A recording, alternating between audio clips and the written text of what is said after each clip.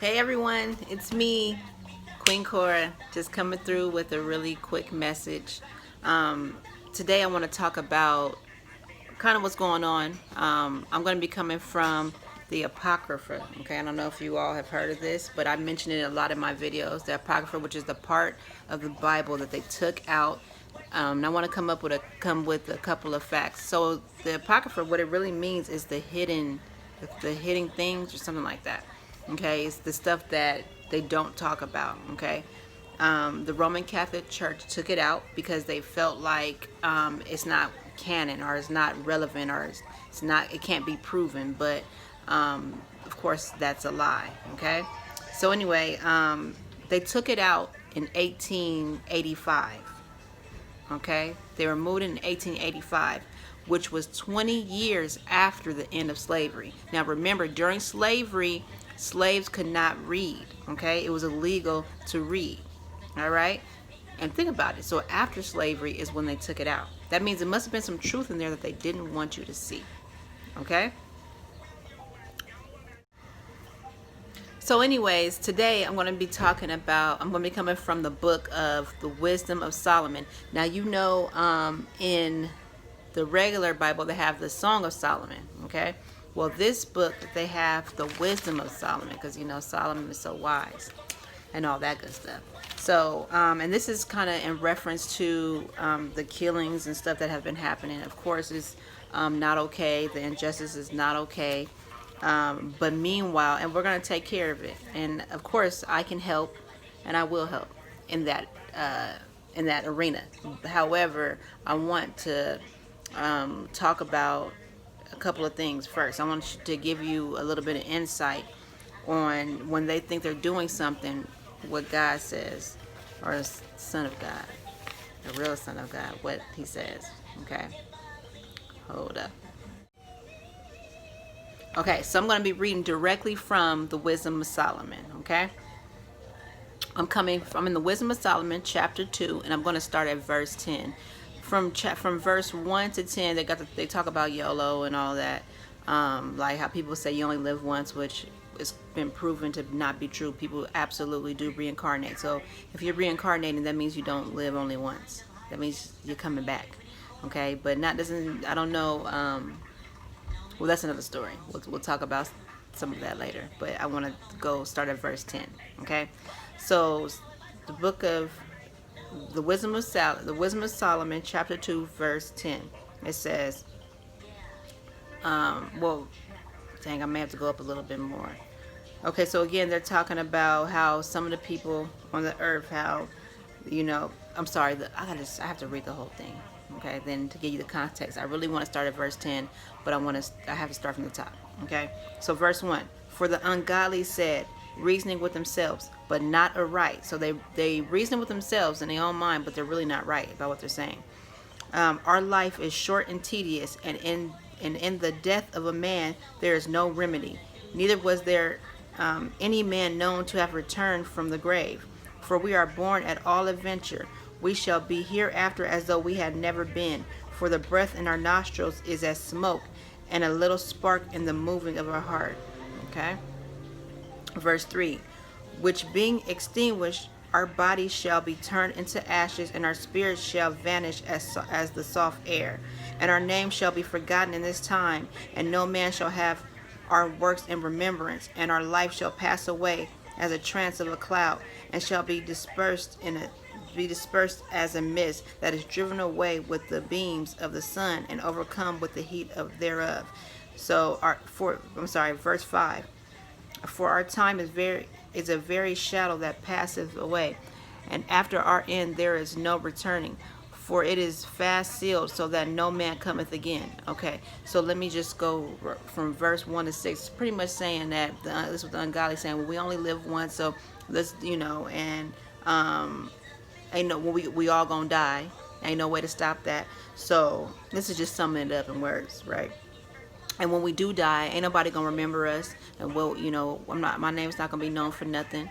And we know that's all lies, right? Like, because there's so many people that we know that have passed away, and their memory lives on forever, right? Like, let's just come up with an example, like Michael Jackson. Let's just say that Michael Jackson is, look how great we always say he was, and how what he's done for the world and with his art and everything. He was absolutely the light worker. Okay, and how no matter what, even though he died or whatever, and the bad stuff they said about him, he's still known as one of the greatest of all time, right? Okay, so anyways, and people do reincarnate. We know that all the time. We see that all the time. People are kind of discovering that now. People that didn't know that before, they're discovering that now, right? Okay, so anyways, verse 6. Come on, therefore, let us enjoy the good things that are present. Let us speedily use the creatures like as in youth. Let us fill ourselves with costly wine and ointments, and let no flower of the spring pass by us. Let us crown ourselves with rosebuds before they be withered. Let none of us go without his part of our voluptuousness. Let us leave tokens of our joyfulness in every place, for this is our portion, and our lot is this. Okay. Now here I'm about to get to verse 10. This is where I care, because pretty much they just like, okay, well, we only live once, or whatever. We're gonna live our life to the fullest. We're gonna do what we want to do, right? This is pretty much what they're saying. Okay, so this is the part that I wanted to get to. So, verse 10, it says, let us oppress the poor righteous man. Let us not spare the widow, nor reverence the ancient gray hairs of the age. Let our strength be the law of justice, for that which is feeble is found to be nothing worth. Therefore, let us lie in wait for the righteous, because he is not for our turn, and he is clean contrary to our doings. He upbraideth us with our offending the law, and objecteth to our infamy the transgressions of our education. He professeth to have the knowledge of God, and he calleth himself the child of the Lord. He was made to reprove our thoughts. He is grievous unto us even to behold. For his life is not like other men's. His ways are of another fashion. We are esteemed of him as counterfeits. He abstaineth from our ways as from filthiness. He pronounceth the end of the just to be blessed, and maketh his boast that God is his Father. Let us see if his words be true. Let us prove what shall happen in the end of him. Okay? I hope you follow me so far. Just listen. For if the just man be the Son of God, he will help him and deliver him from the hand of his enemies. Let us examine him with despitefulness and torture, that we may know his meekness and prove his patience. Let us condemn him with a shameful death, for by his own saying he shall be respected. Such things they did imagine, and were deceived, for their own wickedness have blinded them. As for the mysteries of God, they knew them not. Neither hoped they for the wages of righteousness, nor discerned a reward for blameless souls. Follow me, okay? So this is what is going on. They saying all this and got all these plans, right, for the children of God, okay? So they got all these wicked plans. They saying all this stuff. Well, God, got them or whatever. Let's prove it, right? So follow me. Okay, where we at? We're at. Okay. I'm back to verse 22. I'm going to read it again. So, as for the mysteries of God, they knew them not, neither hoped for the wages of righteousness, nor discerned a reward for blameless souls. For God created man to be immortal, and made him to be an image of his own eternity. Nevertheless, through envy of the devil came death into the world, and they that do hold of his side do find it. Okay? But the souls of the righteous are in the hand of God, and there shall no torment touch them. In the sight of the unwise, they seem to die.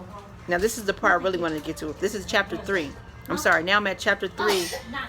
I'm at verse 1. This is the wisdom of Solomon, okay? It's an apocrypha. Now, this is the part that matters, okay? So, look, I'm saying that they're saying they got all these wicked things, and they don't understand how God works, okay? So, this is the part that matters when you hear about these deaths of these black people and stuff like that, and you're like, oh, these are good people and this and that, right? Y'all here, woo, wah, wah, wah, wah, wah, right? So y'all don't understand how the world works. Y'all don't understand how the universe works. You don't understand how the spiritual realm works, okay? We're all here for a reason. We're all here for a season, okay? Now, in these bodies, but our souls live forever. They already said, where was that? Verse 23 of chapter 2 said what? For God created man to be immortal and made him to be an image of his own eternity. Okay? Nevertheless, through envy of the devil came death into the world. All right?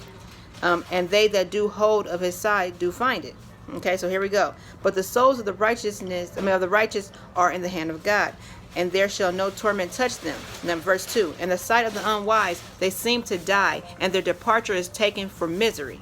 Okay, so y'all feel like the individuals, they die, and y'all like, oh man, you know, like it's such a bad thing, right? So y'all take it as misery. But here's verse 3.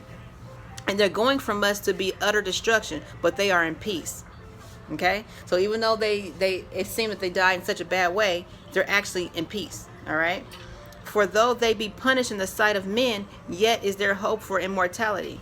Okay, and having been a little chastised, they shall be greatly rewarded. For God proved them and found them worthy for himself. As gold in the furnace shall have he tried them, and received them as a burnt offering. And in the time of their visitation they shall shine and run to and fro like sparks among the stubble. They shall judge the nations and have dominion over the people, and their Lord shall reign forever.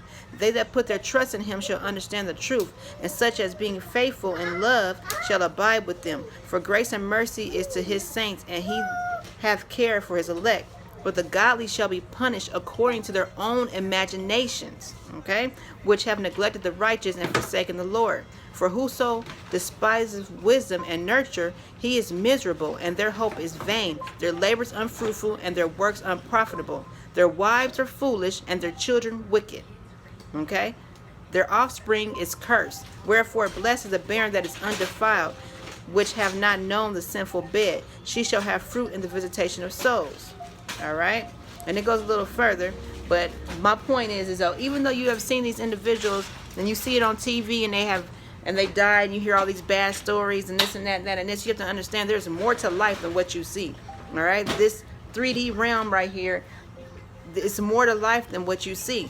Okay? And even when you see someone and it seems like they passed on, first of all, you only here for a certain amount of time anyway. All right? And nobody said how you were going to die. Okay? That's really not your choice. It really isn't your choice. When it's your time to go, it's your time to go. All right? But even though it seemed like they were punished harshly in front of the side of men, they're really in peace. Okay? It's you that's hurting. It's you left stuck. They don't even have to deal with this no more. You feel me? You're stuck dealing with this now, and you need to be concerned about what's going on with your soul. Are you out here being hateful? Are you out here being destructive? You have to pay for that. Don't be influenced and fooled by these other people. You have to deal with that. All right? So I would actually be make sure that my soul is intact and making sure my soul is right before I be out here hoorahing and acting a fool. Okay? Make sure that your soul is okay, because you're going to have to pay for the destruction that you've done. Nobody said that stuff was okay. I don't care what you've seen and what you heard. Nobody said that destroying other people's property is okay. Period. Just because you've seen other people do it, just because they did it all these hundreds, they have to pay for that. They are going to be held accountable for the things that they've done. You understand? Even the wicked, they have to be punished for the things that they've done. Their ancestors have done. You understand? Because they are their ancestors. They have to deal with that. What about you? What about you? What about your judgment? It's appointed for a man to live once. After that comes judgment. So what about your judgment? Are you trying to roll with the righteous? Are you trying to seek God? Are you trying to seek the Lord? Are you? What are you doing here? I'm just saying. So anyways, that's just my word for the day. I want you to tell me what you think. You know, tell me what you think. Go ahead and like, share, comment, whatever. All right. And to the next video. You have a good day. Have a blessed day.